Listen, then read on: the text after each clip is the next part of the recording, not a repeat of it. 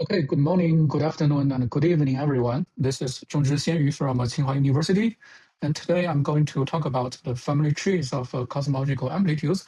So first, let me thank the organizers of this wonderful online meeting for giving me this opportunity, and also let me thank all of you for being here listening to my talk. And this talk is based on a few papers we wrote with my excellent students here. Let me just begin with a overview of the so-called cosmological collider physics. Basically, the idea is that we want to make use of the very high energy environment in the early universe, especially during cosmic inflation, to probe the fundamental physics, especially new physics beyond the standard model at a scale that is much higher than the current collider experiment.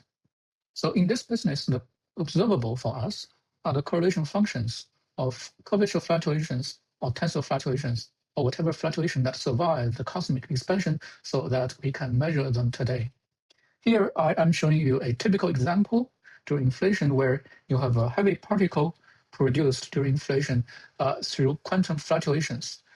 They quickly decay after production for sure, but there's a chance that they decay to the long-lived curvature mode, so that if you measure the correlation of this long-lived mode, you can see the information, you can see some trace of these heavy particles by measuring these correlation functions as functions of the kinematic data. The reason we are talking about this cosmological collider signal today is that there will be new data in the coming decade, especially from this snow mass paper. People have made a forecast about the precision we will gain in the next decade from the large-scale structure survey. So basically, there are at least one order of magnitude improvement in our precision of measuring this correlation function so that we can imagine to make use of this precision to study some new physics. Actually, from 2 years ago, there have been already studies trying to look for these signals from the real data. So this is a quite vibrant field, and we hope some new result will be available in the near future. So coming back to the theory side, if you really want to find these CC signals, these cosmological collider signals, then you need to compute these Feynman diagrams. They are typically some tree-level or one-loop level Feynman diagrams, which look quite simple, but they are actually not, because you are doing this computation in an inflationary background. However, if you want to look for CC signals in real data, you have to compute this to form a template bank. A template bank means that you compute this not only for a kinematic point, but for the full shape, not just for a parameter, but for a multidimensional parameter grid. So there are two keywords in this business, which are precision and efficiency. You really need to compute these Feynman graphs with precision and efficiency, and these requirements point to an analytical approach. I have to say this is a field that is been developing very fast. Many computations considered impossible a few years ago are now done. In the meantime, there are also very nice progress from a purely numerical viewpoint. But in this talk, I will just focus on the analytical studies. So let me briefly describe the nature of this problem. So basically, in most of the cosmological collider models, we are considering a weakly coupled quantum field theory in the bulk, not on the boundary, meaning that the QFT is actually perturbative in the bulk, so it is not so hard to imagine to attack this problem from a purely bulk viewpoint.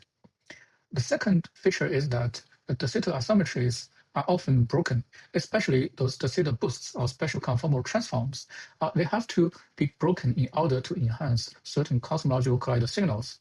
And sometimes we even want to break the dilatation as well. So they suggest us to develop analytical methods that exploit bulk perturbativity in model-independent way, but it does not heavily rely on the full de Sitter asymmetries. So based on these two understandings, we have basically three goals. First one, of course, we want explicit results for correlation functions in terms of well-defined functions. The second goal is to understand the analytical structure, because the analytic structure or non-analyticities rather can be usually very telling about inferring the properties of quantum field theory in inflationary space-time. So we really want a complete characterization of their singularities. A third goal is to understand analytical continuation, because as I will mention later, this is very important for efficient numerical strategies. So now let's look at the basic structure of the correlation functions we have. We all know how to compute such correlation functions in the sense that we know how to write down an integral representation in either E-informalism or Schrödinger-Keldysh path integral. Basically, this is very similar to Feynman graphs in flat space. You just write down the integral following the Feynman rule, but there are two important differences. Difference number one, due to the existence of space-time curvature, the green functions of massive modes are no longer simple plane waves. They have to be special functions like Hankel functions shown here. So you have to deal with integrals over products of these Hankel functions. Complication number two, you have no right to do full momentum representation due to the lack of symmetry and also due to the nature of the object you are computing, which is a correlation function. So instead, what you do is to do an explicit time integral over every interaction vertex. So as a result, the complication of a graph increases not only with the number of loops, but also with the number of vertices. What's worse, since you are doing time integral, there are non-trivial time orderings nesting different time integrals in terms of these Heaviside theta functions.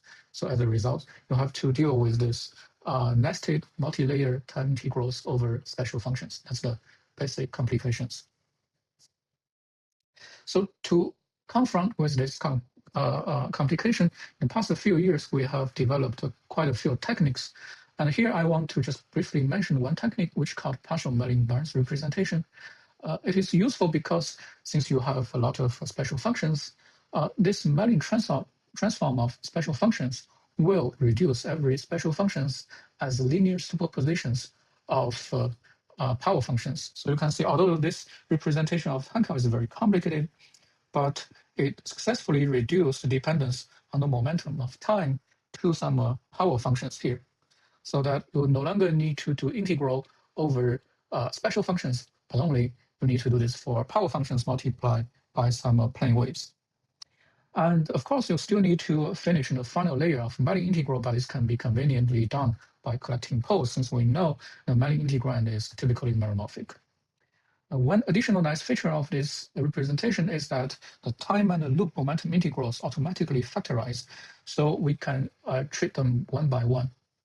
So next, if we want to just compute a tree graph where there's no loop integral, now we can just focus on this time integral. And this brings me to the next topic, which is called family tree decomposition, which is designed to overcome the difficulty of the time ordering in this time integral. Of course, we know all the complication here is from this theta function. We have no right to remove that, but we can flip the direction of theta functions using trivial identities of theta functions.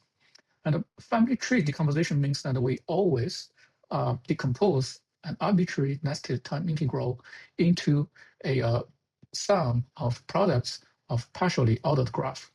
Now, what is a partially ordered graph? I think it is intuitive to call the earlier side the mother in a nested time integral and call the later side the daughter. Now, a partial order really means that a mother can have arbitrary number of daughters, but a daughter must have only one mother. So in this way, every partially ordered graph can be viewed as a maternal family tree, and that's why we call it family tree decomposition. We also design a funny notation for family trees, which I think is intuitive and self-explanatory enough, so I will not go into the detail.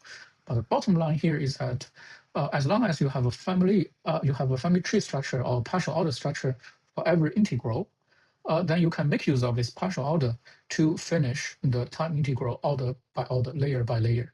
And you end up with a nicely organized hypergeometric series for every family tree. So in this sense, family tree decomposition plus partial Mellin-Barnes representation solve the computation of arbitrary tree-level graphs. In principle, we can obtain the result using the method we just described, but we are not quite satisfied yet, because although this can be done, it is still quite complicated, very tedious, and very long. So we asked the question, can we actually write down the answer for the arbitrary tree-level graph with arbitrary massive exchange with arbitrary interactions without doing any computation? It turns out that the answer is yes. Let me first describe the answer and explain why. So the answer is in terms of another type of family tree, which I call master family trees. And I also call this what you see as what you get solution because you do not need to do any computation here.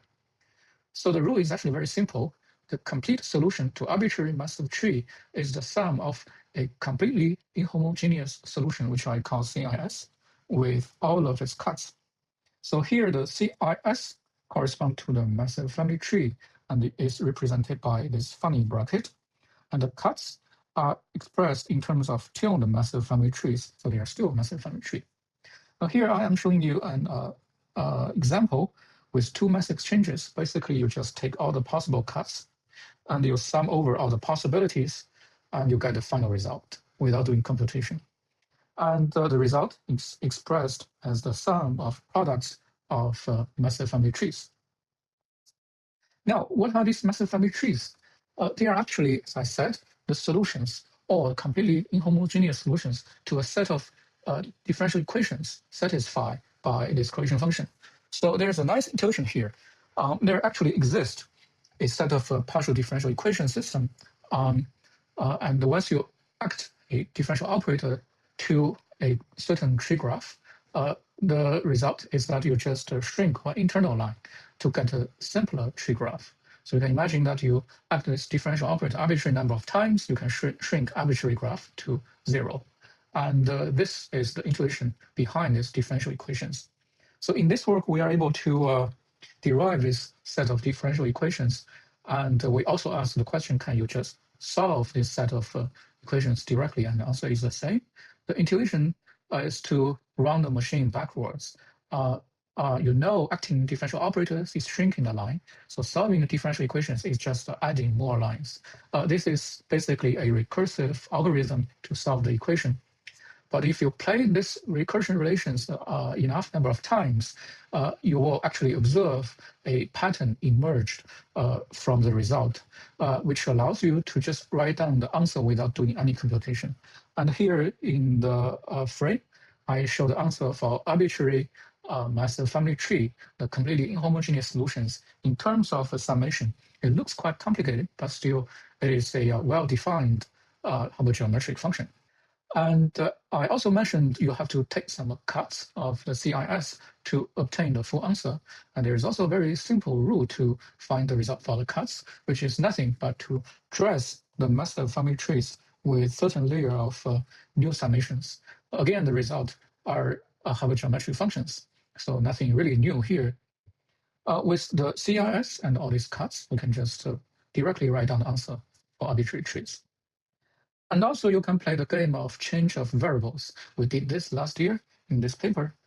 Basically, we try to twist the energy variable at every interaction vertex by amount of internal line energies. And use this twisted or dress vertex energy, we design a new energy ratios, which we call U variables. And we found a new PDE system and full solutions in terms of U variables.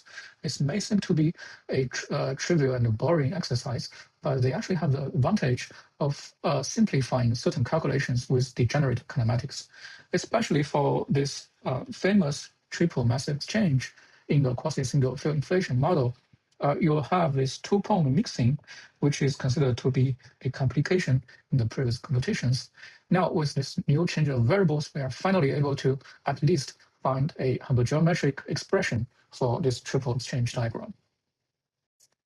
And we also ask the question, can we generalize this family tree decomposition to loops?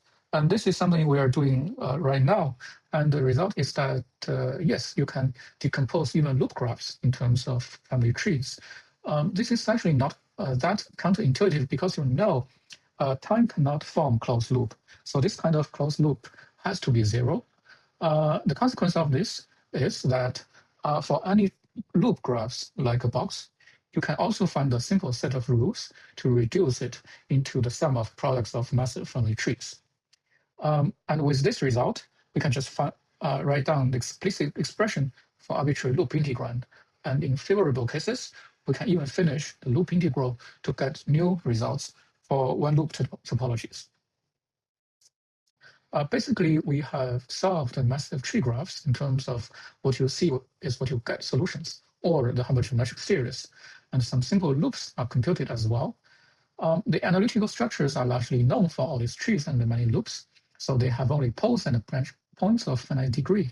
And this leads me to the following conjecture, which says that any graphic contribution to a renormalized massive cosmological correlator is a multivariate of a geometric function with only power law singularities. So I think this information will be useful for future study, like a more bootstrap type of study for these correlation functions as useful analytical data. But unfortunately, all these results are in terms of the hypergeometric functions, and they are not yet named. They are like black boxes. Then what does analytical calculation mean other than just giving correlation function names? Or in other words, why PFQ R-tail Lauricilla hypergeometric functions look like black boxes to us, but sine and cosine do not? I think the answer is that the sine and cosine satisfy many well-known connection formula which link these functions with different arguments so that we know their analytical properties super well. We know how to evaluate these functions for arbitrary argument.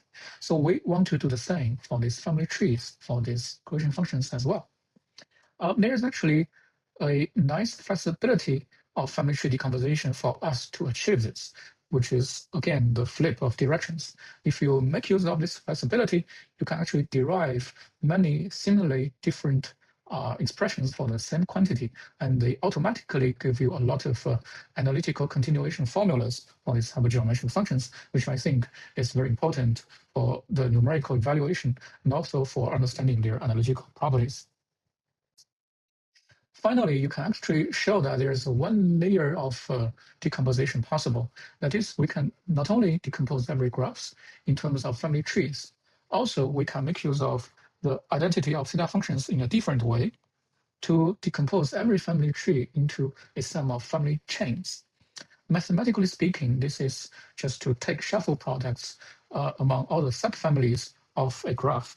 And if you do this, you can make use of the nice properties of family chain to show that there's a Hopf algebra underlying all these correlation functions, meaning that there will be a well-defined notion of transcendental weight. And this shows that higher weight functions or graphs with higher points cannot be fully reduced to lower weight functions. So you have to deal with these complicated functions. So that's one power of this decomposition method. So we have to deal with this complicated function. We have to understand their analytical properties. So we answer the question, can we really chart all the singularities of an arbitrary family tree? And the answer is, again, yes. And with some Landau analysis, we're able to prove a theorem which shows that all possible singularities of a family tree come from root-bearing partial energies going to 0 or infinity. And also with appropriate Main-Barnes representation, we are able to derive hypergeometric series representation of arbitrary family trees around all of its singularities. So basically, we have all the data for the non-analyticities of family trees. And I think this will be useful for future study. Like if you want to do a numerical bootstrap, then you have all these singularity, the Laurent expansions as boundary conditions. Basically, I'm describing an analytical program of computing and understanding correlation functions into theta spacetime. And I think there are at least 3 links to different aspects of similar studies. Finally, let me finish my talk by saying that all computations must be initiated analytically because you always begin with some integral representations for a graph. And they have to be finished numerically if you want to confront your result with data. So the only question is, where do you do this analytical to numerical translation? And I hope some of the analytical progress I described here can provide new insights and better answers. So I will stop here, and I look forward to more discussions in the discussion session. Thank you very much.